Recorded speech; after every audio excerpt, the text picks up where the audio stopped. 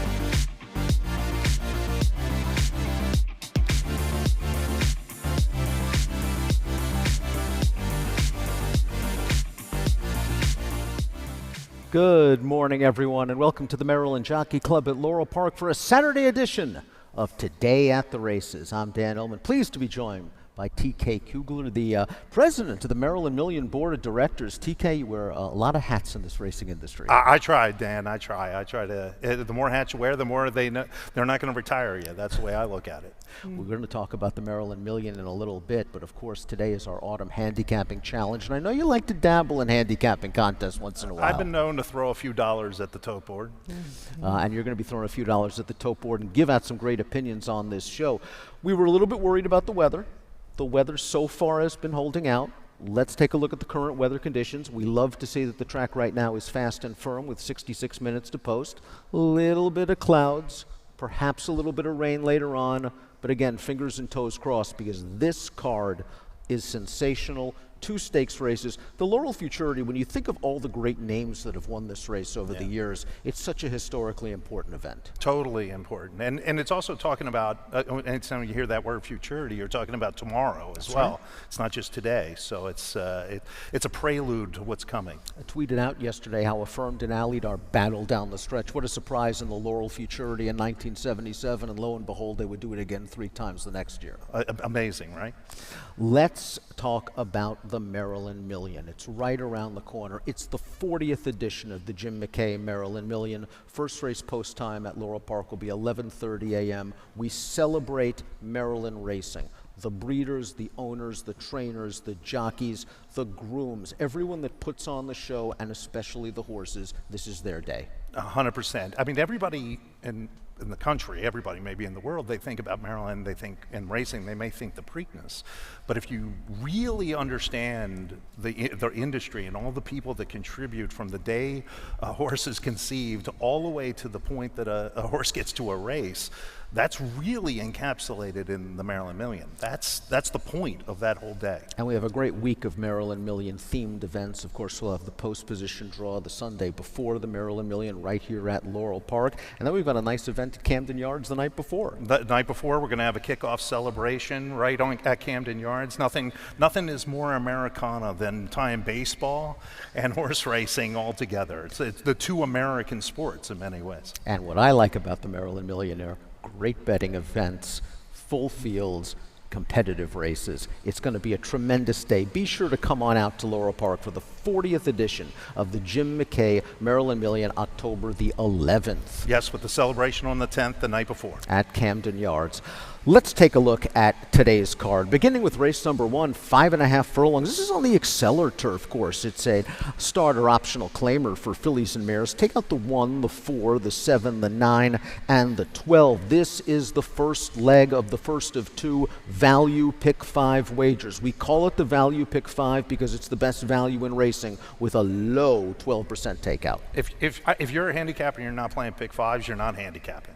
I agree with you, especially with this takeout. You've got to take advantage. I'm going to try to throw out a ticket today for you, and here is my ticket right now. Race number 1, I'm going to go 2, 8, 10, and 11. Just looks like a spread race for me because I'm kind of leaning on the number 6, Tough Luck, in race number 2. I just think that this horse is going to appreciate getting back to Laurel Park. I've got the 2, the 3, and the 7 in race 3. Endless Vow looks interesting, breaking from the rail for the red-hot Horacio de Paz.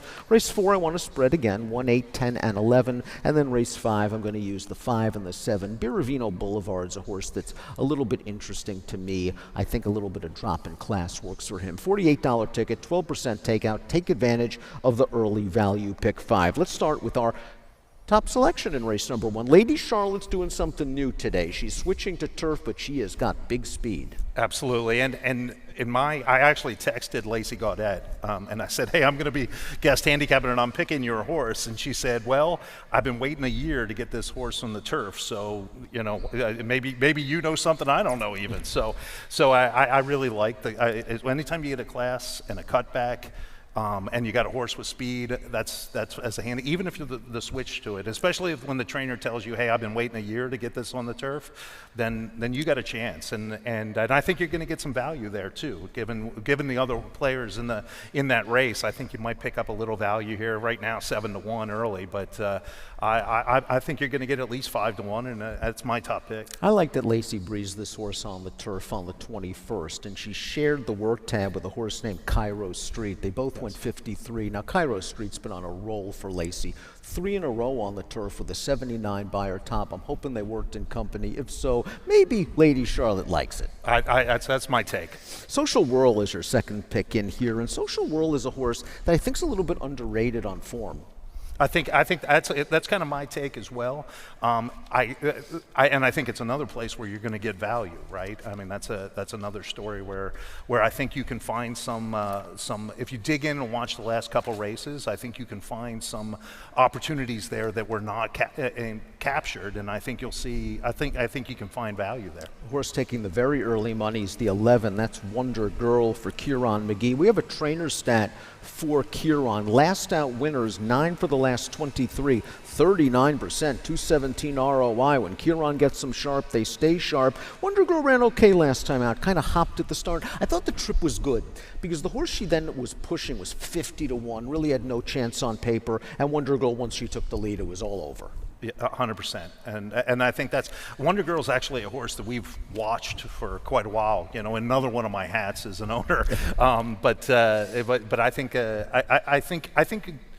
the other horses that I picked above this have a better chance for you to capture value. This really. If you are looking for a horse that is usually there or thereabouts. Now, she hasn't won in over 2 years. It's the number 5, Afandi, and Afandi didn't have a clean trip last time out. We have a video spotlight for Afandi, who broke from the rail in here, and you can see she's just a little bit slow from the gate. She gets forced in a bit, and Afandi's more of a horse that likes to be tactical. We see again, she just broke slow from the inside post. It can be intimidating for some horses breaking from the rail. If that was the worst of it, maybe it wouldn't be the bad trip, but Afandi, trying to save a lot of ground turning into the stretch, is just going to find traffic trouble. Yeah, my only problem with this horse from a handicapping standpoint is that it always strikes me as a grinding type of horse. And it's also a horse that, if you look at the last 4 or 5 races, and you will